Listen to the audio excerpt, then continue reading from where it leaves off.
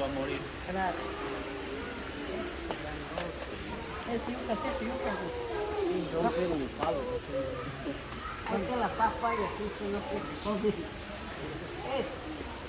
Esto es papaya, arriba y chico. Esa es la guama, ¿no?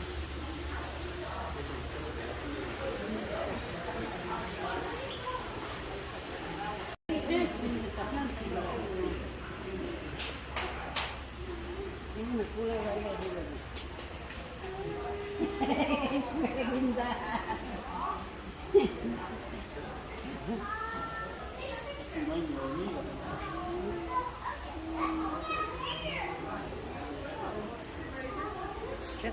Dale, pasa. Ya está bien,